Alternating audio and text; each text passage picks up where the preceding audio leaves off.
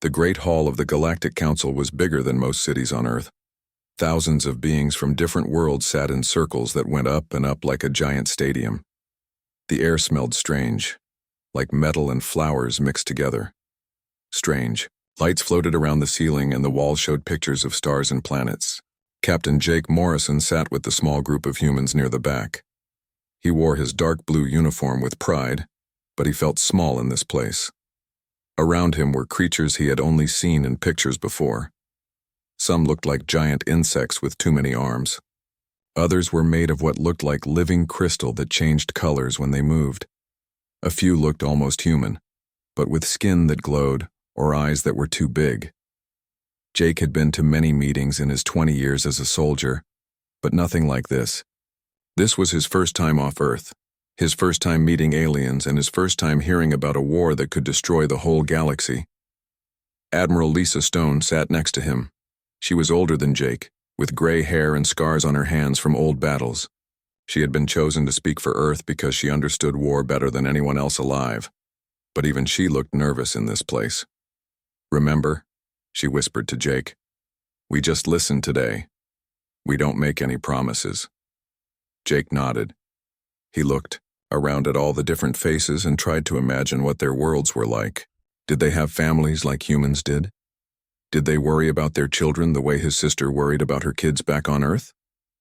A sound like a bell made everyone quiet. In the center of the hall, a platform rose from the floor. On it stood a creature that looked like it was made of blue glass. When it moved, light danced inside its body like water.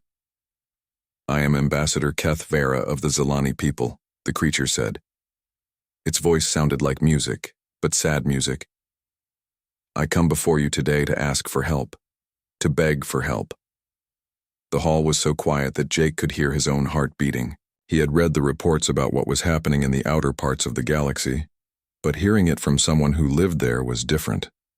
"The Devourers have come to our worlds," Keth Vara continued. "They are not like us. They are not alive the way we understand life. They are machines that eat living things to make themselves stronger." Pictures appeared in the air above the platform. Jake felt sick looking at them. The pictures showed planets that had been turned into nightmares. Where once there had been cities and forests, now there were only twisted metal shapes and pools of something that looked like black oil. "They came to our outer colonies first," Keth Vara said. "We thought we could fight them with our ships and our weapons, but they are not trying to conquer us. They are trying to eat us. When they take a world, nothing is left alive. Not the people, not the animals, not even the plants. An old creature that looked like a walking tree raised one of its branches." "How many worlds have fallen?" 7 systems, Keth Vara answered. 42 worlds, 3 billion people. The light inside her body flickered and dimmed. "They are coming toward the core worlds now. Our fleets cannot stop them." Jake felt Admiral Stone tense beside him. He knew what she was thinking. 3 billion people dead. That was almost half the population of Earth. "What do they want?" asked another alien, this one covered in what looked like metal scales. "They want to eat everything that lives," Keth Vara said simply. "They turn living matter into energy to power their machines. They cannot be reasoned with.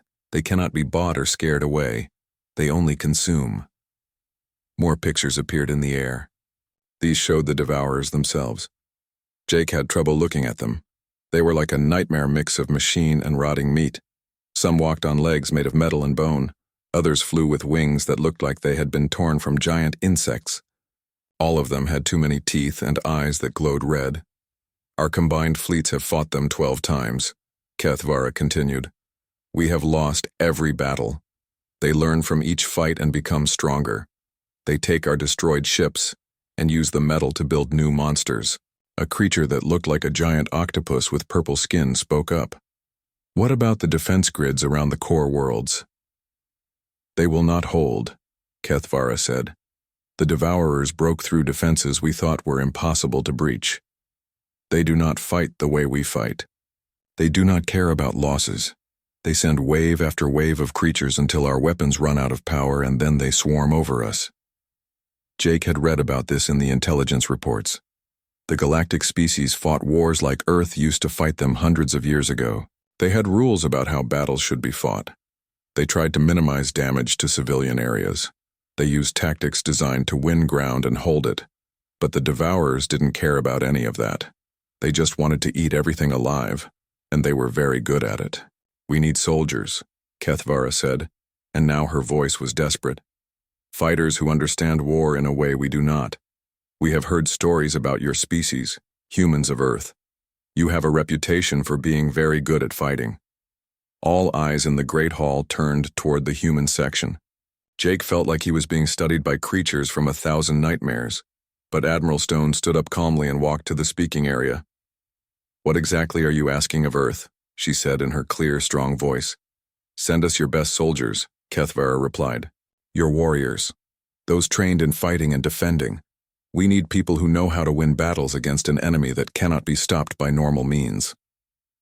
Admiral Stone was quiet for a long moment. Jake could see her thinking, weighing options in her mind.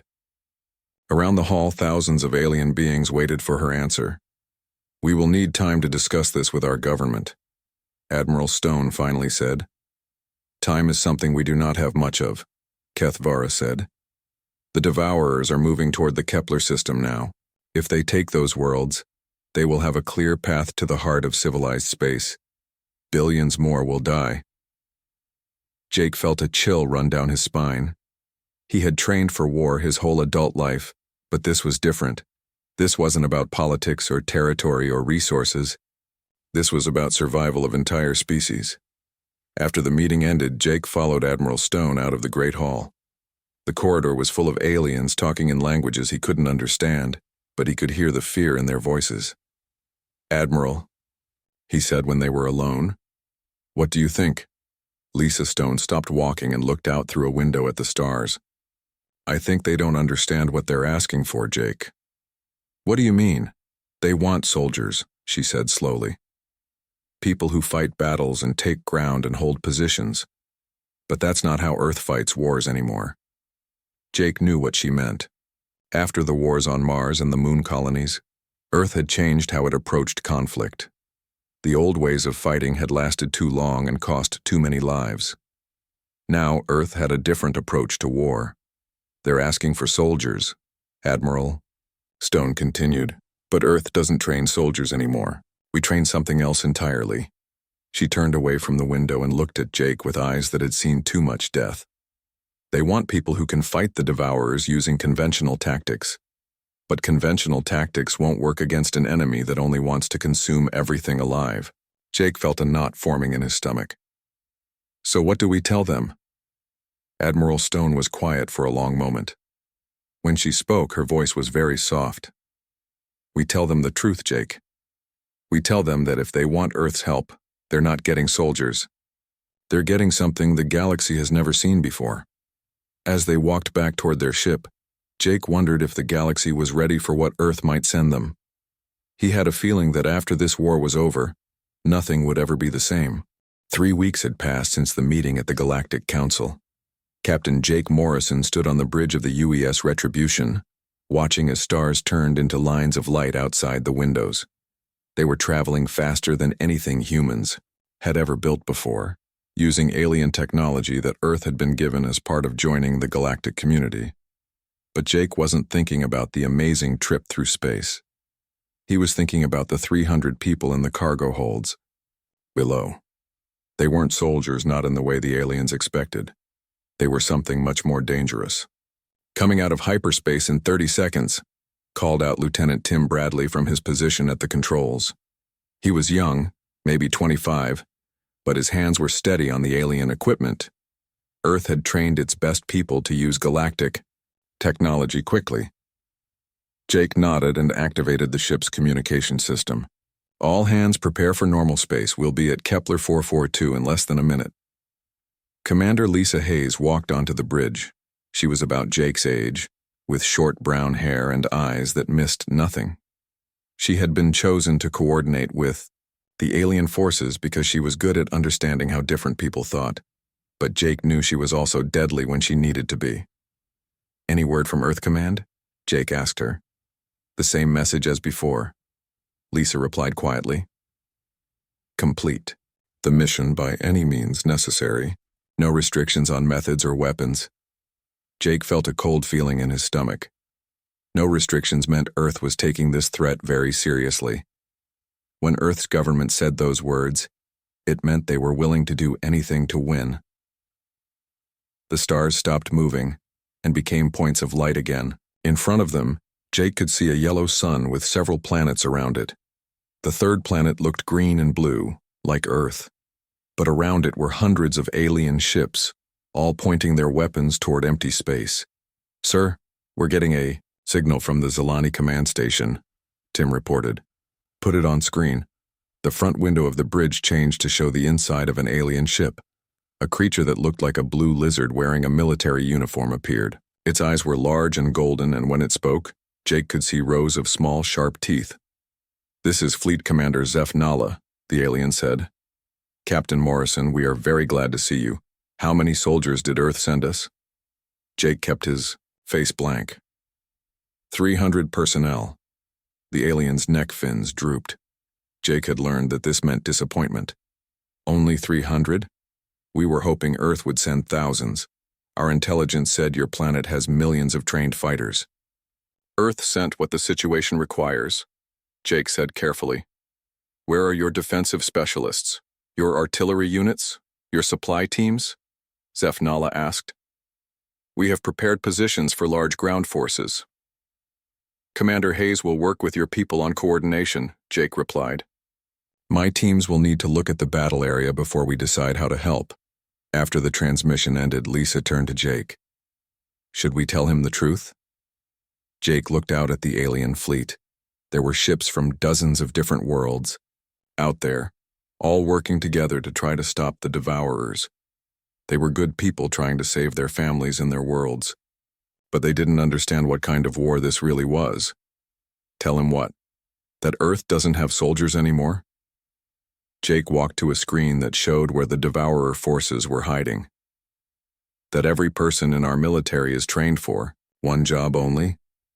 Down in the ship's main cargo area, the 300 members of Earth's Rapid Conflict Resolution Force were checking their equipment one last time.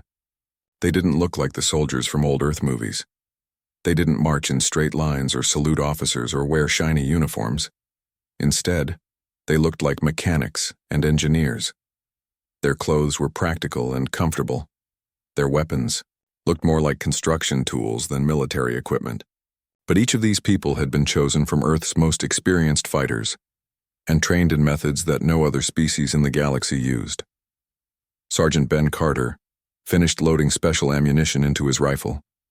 The bullets were designed to work against both living tissue and mechanical parts. Next to him, Private Katie Mills ran tests on a device that looked like a small backpack, but could level a city block. "Remember what we're here for?"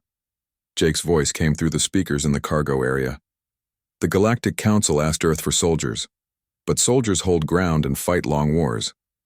The galaxy doesn't have time for long wars." Jake paused, looking down at the 300 faces staring back at him through the security cameras.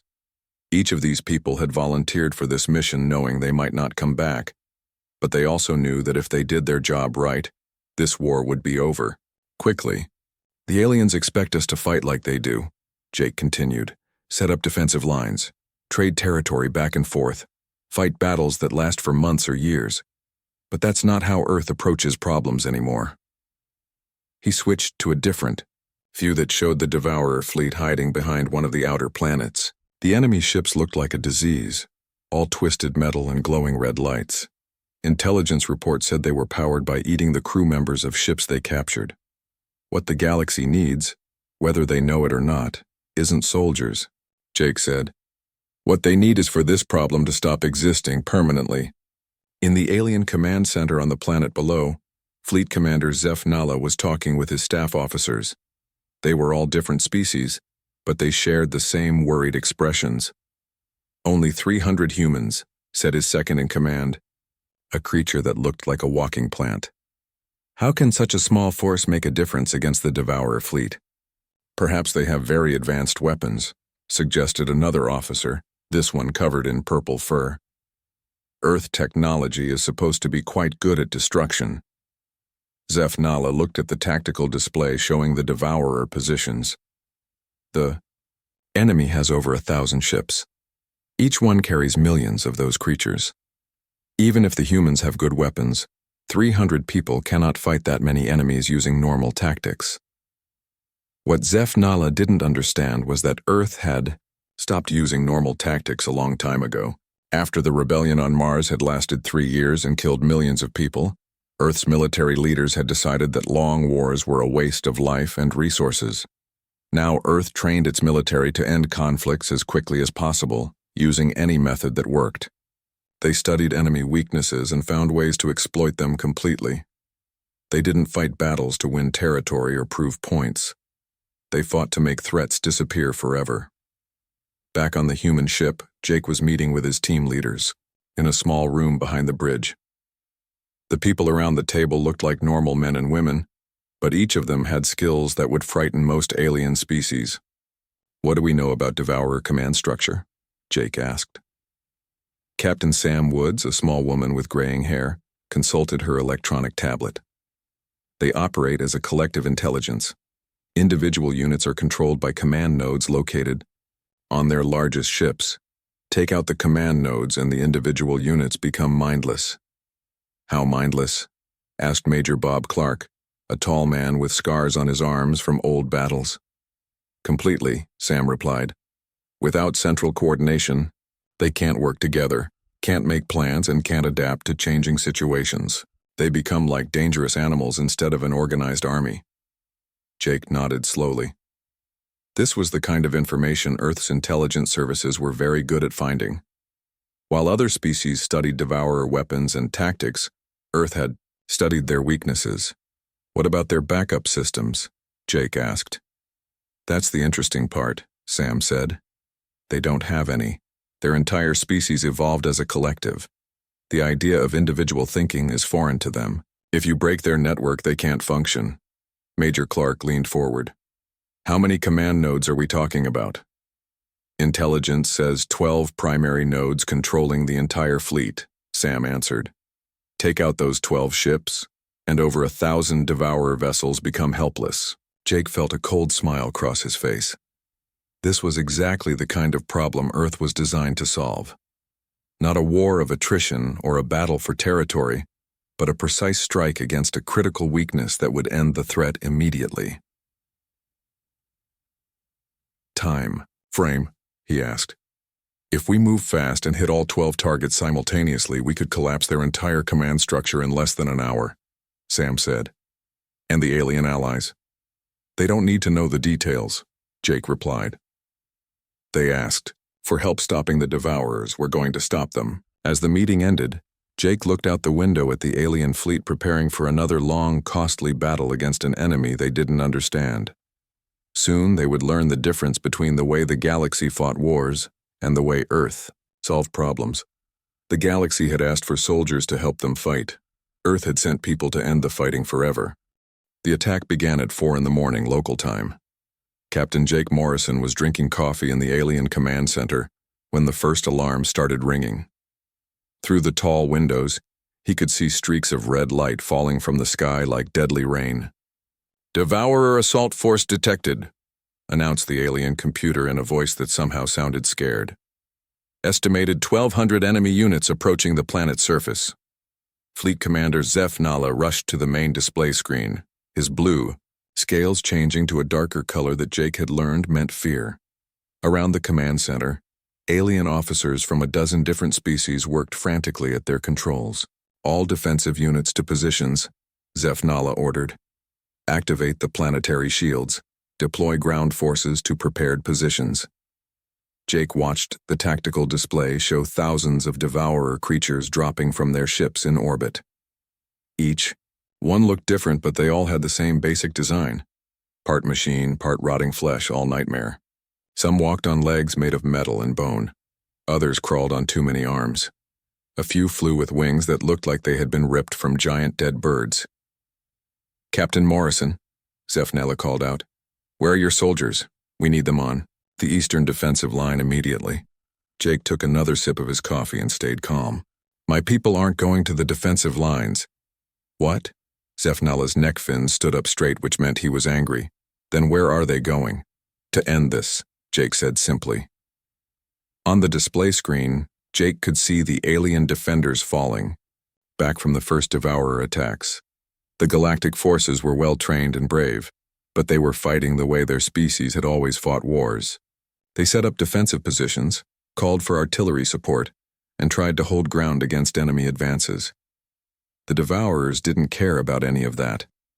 They just kept coming in waves, climbing over their own dead to get at the living creatures, behind the defensive walls.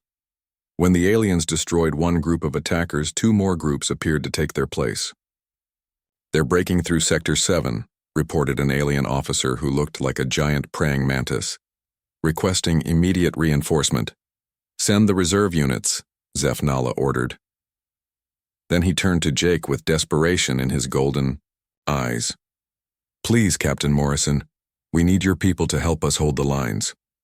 "Commander Hayes is coordinating with your forces," Jake replied. "But my teams have a different job to do." Deep in the mountains, 50 kilometers behind the front lines, Sergeant Ben Carter's team was moving through terrain that looked like something from a horror movie. The Devourers had been on this planet for only a few hours, but they had already started changing it. The ground was covered with a black substance that felt like oil but moved like it was alive. Strange metal growth stuck up from the earth like twisted trees. "Target confirmed," whispered Corporal Dan Hughes into his radio. He was lying on his stomach on a ridge, looking through electronic binoculars at a valley below. "Devourer command. Cluster at grid reference 77 Alpha." In the valley, a massive structure rose from the corrupted ground. It looked like someone had mixed a cathedral, a computer, and a slaughterhouse, then brought the whole thing to life. Cables that pulsed with red light connected it to smaller structures scattered around the area. This was the brain that controlled all the Devourer forces on the planet. "Confirm target type." Ben's voice came through the radio. "Primary command node," Dan replied. "Definitely biological mechanical hybrid. I can see neural pathways running through the structure. This thing is alive and thinking." Private Katie Mills checked her equipment one more time. The device she carried looked like a large backpack, but Jake knew it contained technology that most galactic species would consider impossible to build. It was called a quantum disruptor, and it had been banned by every civilized government in the galaxy because of what it could do. 30 seconds to deployment," Katie whispered. The quantum disruptor was designed to destroy the bonds that held matter together at the most basic level. It didn't just kill living things or break machines. It unmade them, turning organized matter back into random particles.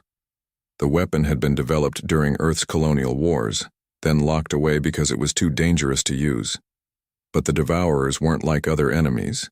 They couldn't be negotiated with or scared away. They only understood one thing: consumption. So Earth had decided to give them something they could never consume or convert to their own use. "Deployment complete," Katie reported. "Quantum cascade will begin in 10 seconds. Miles away in the command center, Jake watched the tactical display and waited. On the screen, he could see Devourer forces pushing deeper into alien territory. They were winning the battle using sheer numbers and their willingness to sacrifice unlimited numbers of their own units. 8 seconds. Katie's voice came through Jake's earpiece. "Captain Morrison," Zefnala said urgently, "the eastern line is collapsing. If we don't get reinforcements there immediately, they'll break through to the civilian evacuation sites." 5 seconds, Katie reported. 3 seconds. Jake looked at his watch and counted down silently. 3, 2, 1. The change on the tactical display was immediate and complete. Every red dot representing a Devourer unit suddenly stopped moving. For a moment, Jake thought the display system had broken. Then he realized what he was seeing.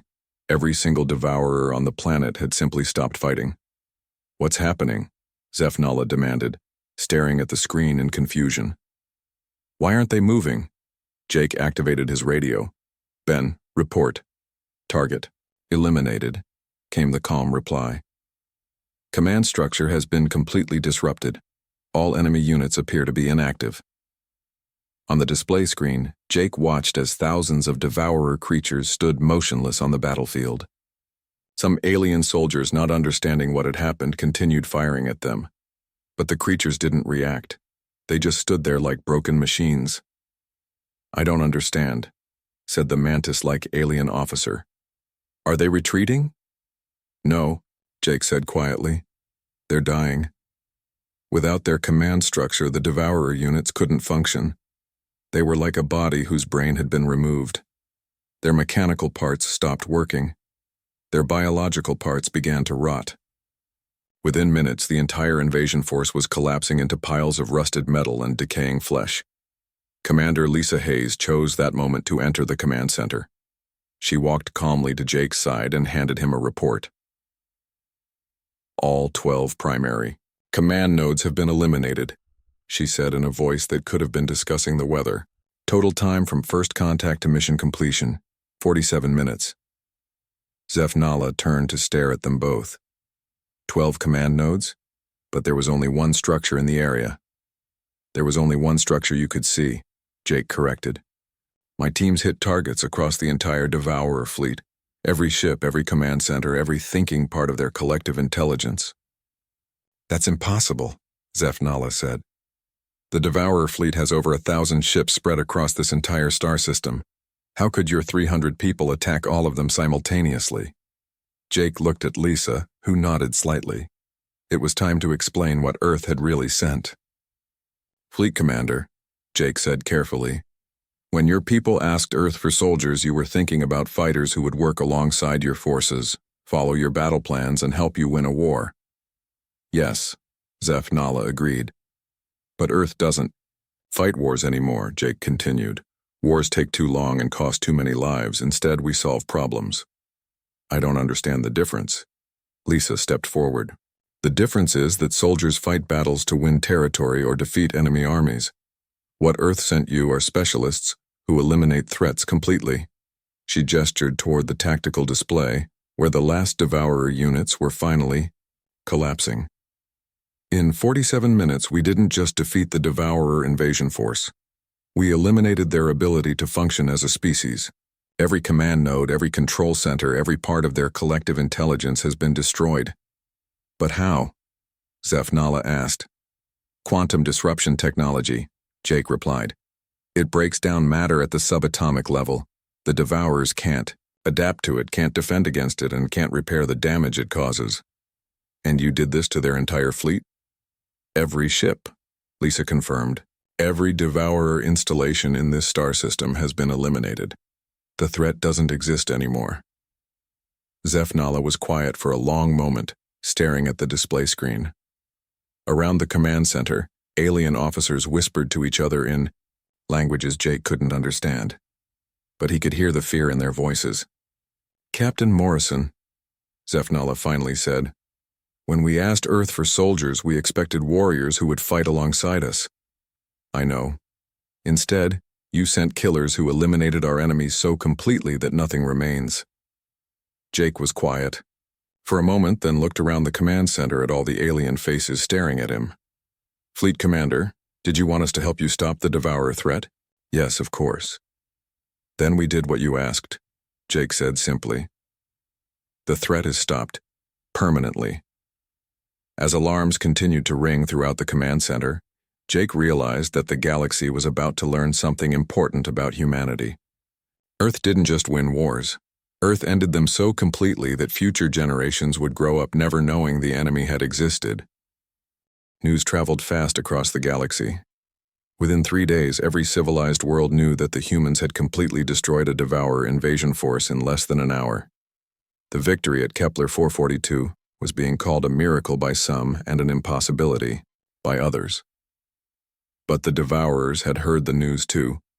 Admiral Lisa Stone stood in the emergency meeting room aboard the UES Retribution, looking at intelligence reports that made her stomach feel cold. Captain Jake Morrison sat across from her, his face grim as he read the same information. "How many ships?" Jake asked quietly. 200, Lisa replied. "The largest Devourer fleet anyone has ever seen. They're moving toward the core worlds of the Galactic Council." And they sent a message? Lisa activated the holographic display in the center of the room. The image that appeared was nightmarish, even by Devourer standards. It looked like a human head that had been partially eaten and then rebuilt with metal parts. Red lights glowed where eyes should have been, and when it spoke, black liquid dripped from its mouth. "People of the galaxy," the thing said in a voice like grinding metal, "give us the human executioners who destroyed our children at Kepler 442, or watch your civilization burn. We will consume every living thing in the core worlds until you surrender them to us." The transmission ended, leaving the room in silence. Jake rubbed his face with his hands, feeling suddenly very tired. "They adapted faster than we expected," he said. "The intelligence reports say they're not just seeking revenge," Lisa added. "They've changed their entire strategy. Instead of gradually expanding their territory, they're going for total war." Jake looked at the star chart showing Devourer fleet movements. The enemy was moving toward the most populated systems in the galaxy, places where billions of people lived on thousands of worlds. "How long before they reach the core worlds?" 6 days, Lisa answered. "Maybe 7 if the galactic fleets try to slow them down." "Can the galactic fleet stop them?" Lisa shook her head. "Not a chance. 200 Devourer ships with a new strategy specifically designed to counter our methods. The galaxy has never faced anything like this." 3 hours. Later, Jake and Lisa were standing in the Galactic Council chambers again. But this time the atmosphere was completely different. Instead of desperate hope, there was something approaching panic. Council Speaker Vorth Kess, the elderly alien who led the galactic government, looked like he had aged years in the past few days. His usually calm voice was shaking as he addressed the emergency session. "The Devourer response to the Kepler 442 incident has exceeded all our worst projections," he announced. "They have assembled the largest military force in galactic history and are moving directly toward our most populated systems." A holographic display showed the Devourer fleet as a red wave moving across the galaxy. Every system in its path was marked as a potential target. The numbers were staggering: 47 worlds, over 60 billion people, the heart of galactic civilization. "Admiral Stone," Vorth Kess continued, "your people's methods at Kepler 442 were undeniably effective, but they have also escalated this conflict beyond anything we have ever faced." Lisa Stone stood up in the human section of the chamber. Around her, thousands of alien representatives watched with mixtures of hope and fear on their faces. "Council Speaker," she said in her clear, strong voice, "the Devourers were always going to escalate. That's what they do. The only difference is that now they're moving faster." "Then what do you propose we do?" asked Ambassador Keth Vera. The crystal being's light was flickering rapidly, which Jake had learned meant extreme stress. "End this," Lisa replied simply. "Completely and permanently." "How?" demanded Counselor Yeth Prima, a leader from one of the galaxy's most advanced civilizations. "The Devourer fleet is too large for the tactics you used at Kepler 442. They've spread their command structures across multiple ships and implemented backup systems." Lisa activated a datapad and transmitted information to the chamber's main display. What appeared was a complete breakdown of Earth's current military capabilities. "Operation Final Cut is now active," she announced. "Every human military vessel, every conflict resolution team, every strategic asset we possess is being deployed to end the Devourer threat." The display showed numbers that made several alien representatives gasp. Jake watched as the reality of Earth's military power became clear to the galactic community for the first time. 100,000 personnel, Lisa continued. 300 ships equipped with quantum disruption technology. Complete authorization to use any methods necessary to eliminate the threat. Counselor Yeth Prima's tentacles curled in what Jake recognized as shock. 100,000, but that's your entire military force. "Yes," Lisa confirmed. "When Earth commits to ending a threat, we commit completely." "And if you fail?" asked another council member. "We don't," Jake said, speaking for the first time during the session. "Earth's military doctrine is very simple. If something threatens the people we're sworn to protect, we don't fight it, contain it, or negotiate with it. We eliminate it from existence. The chamber fell silent as the implications of Jake's words sank in. These weren't soldiers coming to help fight a war. These were people coming to make sure there would never be another war with the Devourers. What about civilian casualties? Asked a representative from a species that looked like walking trees. The Devourer fleet will pass through inhabited systems. Our targeting systems are precise, Lisa replied. We can eliminate Devourer vessels without damaging anything else in the same star system. And the Devourers themselves. What about potential prisoners, research opportunities, the possibility of communication? Jake and Lisa exchanged glances. This was the question they had been expecting and dreading. There won't be any prisoners, Jake said quietly. There won't be any survivors. When this operation is complete, the Devourer species will no longer exist. The chamber erupted in shocked voices. Some aliens sounded horrified. Others sounded relieved.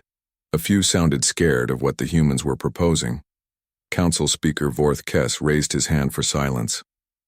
Are you saying Earth intends to commit genocide? I'm saying Earth intends to solve a problem, Jake replied. The Devourers cannot be reasoned with, cannot be contained, and will never stop trying to consume every living thing in the galaxy. The only permanent solution is to ensure they can never threaten anyone again. But surely there must be another way, insisted Ambassador Kethvara. Some method that doesn't require the complete extinction of an entire species. Lisa stood up, again. Ambassador, in the 3 months since the Devourers began their expansion, how many attempts at communication have been made? Dozens, Kethvara admitted. And how many times have they responded with anything other than violence? None. How many worlds have they consumed? 42. How many people have they killed? Kethvara's light dimmed. Billions. Then you understand why Earth doesn't believe in half measures when facing extinction-level threats, Lisa said. We've learned from our own history that some enemies cannot be reformed, contained, or negotiated with. They can only be stopped. Deep in space, the largest human fleet ever assembled was already moving toward the Devourer armada. Unlike galactic fleets which traveled in formations designed for mutual support and coordinated battles, the human ships spread out across dozens of different routes. Each group of human vessels operated independently, with one simple mission: find Devourer command and control systems and destroy them completely. They carried weapons that the galaxy had never seen before, devices that could unmake matter at the quantum level. Commander Lisa Hayes stood on the bridge of the UES Nemesis, watching as star charts showed the convergence of human and Devourer forces. In 6 hours, the two fleets would meet somewhere between the Outer Rim territories and the core worlds. Ma'am, reported Communications Officer Tim Bradley, we're receiving transmissions from Devourer vessels. They're attempting to open negotiations. Lisa didn't look away from the tactical display. Ignore them. They're offering to withdraw from galactic space if we agree to leave them alone. They had their chance to withdraw, Lisa said coldly. Now they learn what happens when you threaten Earth's allies. In the war room of the flagship, Jake Morrison stood over a 3-dimensional map showing every known Devourer installation across 17 star systems. Red dots marked targets, blue lines showed attack routes, and green indicators tracked the progress of human strike teams. Major Bob Clark entered the room carrying a data pad. Sir, final target assignments are complete. Every Devourer command center, manufacturing facility, and resource depot has been marked for elimination. Time frame? Jake asked. If everything goes according to plan, we can eliminate their entire infrastructure in less than 18 hours. Jake nodded slowly. 18 hours to end a threat that had terrorized the galaxy for months. It seemed almost too easy, but that was the difference between fighting a war and solving a problem. What about their home systems? Jake asked. Intelligence has located their core worlds, Bob replied. 7 planets in the outer spiral, population estimated at 50 billion Devourer entities. All of them? All of them, sir. No exceptions. No survivors. Jake was quiet for a moment, thinking about what they were about to do. In 18 hours, an entire species would cease to exist. The Battle of the Nexus began at exactly 0600 Galactic Standard Time. Captain Jake Morrison watched from the bridge of the UES Retribution as 300 human ships spread across 17 star systems, each group moving toward targets that the galaxy had never known existed. The Devourer response was immediate and desperate. Thousands of their ships broke formation and rushed toward the human fleet, abandoning their planned attack on the core worlds. They had realized, too late, that the humans weren't coming to fight a battle. They were coming to end a species. First, wave of targets eliminated, reported Commander Lisa Hayes from her position at the tactical station. On the display screen, red dots representing Devourer command centers winked out of existence one by one. Jake activated his communication system to speak with the fleet. All units, continue with the mission. Ignore enemy attempts at engagement. Our job is elimination, not fighting. This was the key difference between how Earth approached war and how everyone else in the galaxy fought. The galactic species would have tried to defeat the Devourer fleet in ship-to-ship combat, trading losses until one side or the other was too damaged to continue fighting. But Earth's forces bypassed the enemy fleet entirely.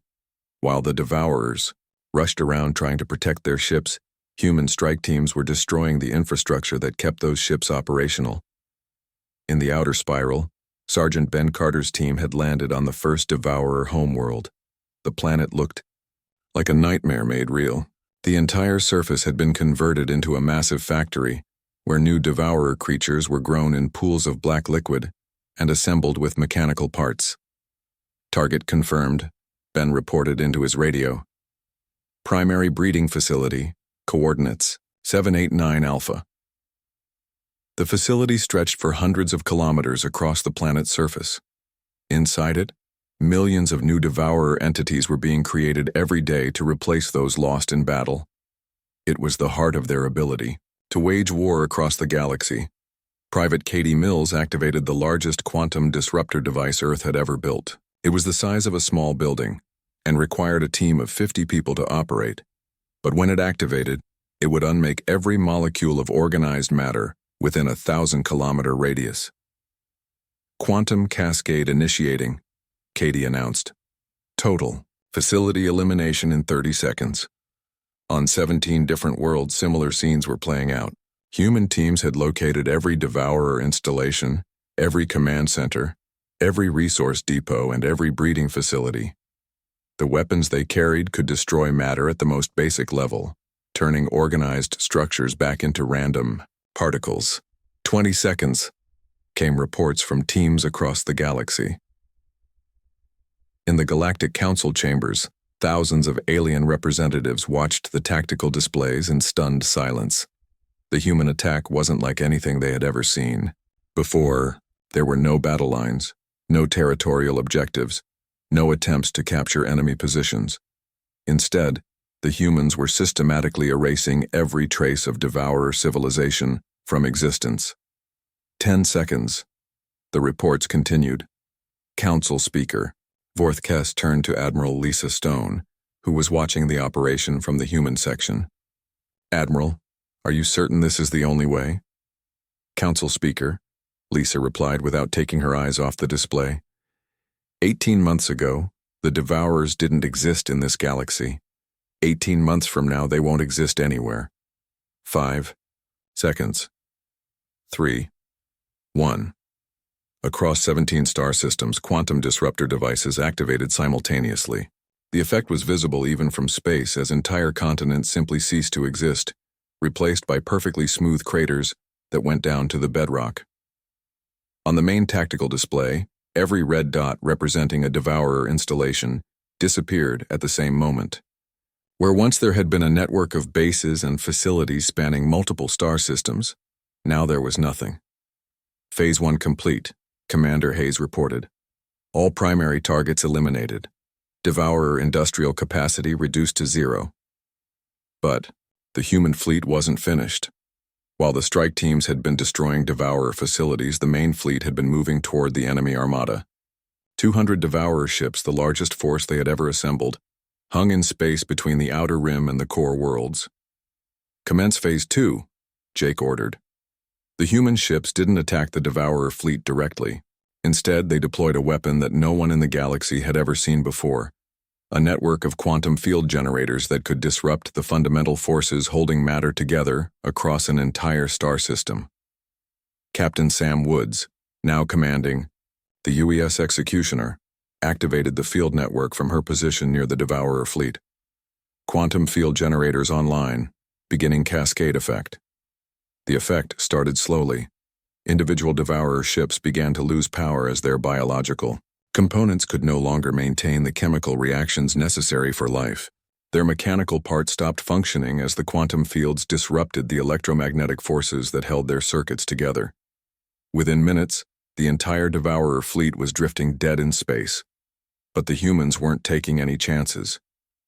They moved through the debris field methodically, using smaller quantum disruptors to ensure that every piece of Devourer technology was completely destroyed.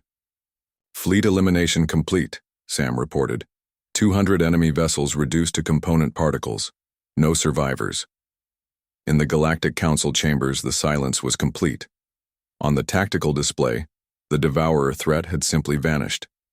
Where once there had been red markers showing enemy positions across dozens of star systems, now there were only empty star charts. Ambassador Keth Vara was the first to speak. "Is it over?" "Yes," Jake said simply. He had returned to the council chambers to deliver the final report. "The Devourer threat has been permanently eliminated. All hostile forces have been destroyed. All Devourer installations have been reduced to their component atoms." "What about their homeworlds?" asked Counselor Yeth Prima. "No longer exist," Jake replied. 7 planets in the outer spiral have been rendered completely lifeless. The Devourer species is extinct. The word hung in the air like a physical thing. Extinct. An entire species wiped from existence in less than 18 hours. "How many of them were there?" asked the walking tree representative, his voice barely above a whisper. "Approximately 50 billion individual entities," Jake answered. "All eliminated." Several alien representatives made sounds of shock or horror. Others remained silent, trying to process what they had just learned. Council Speaker Vorth Kess leaned forward in his chair. "Captain Morrison, the effectiveness of your operation was beyond anything we thought possible. In 18 hours, you accomplished what we believed might be impossible." "That's what happens when you use the right tools for the job," Jake said. "But your methods," Ambassador Kethvera interrupted.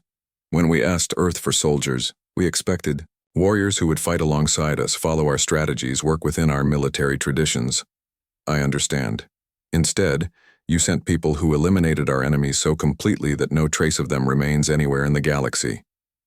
Jake was quiet for a moment, looking around the chamber at the faces of dozens of different species. Some looked relieved.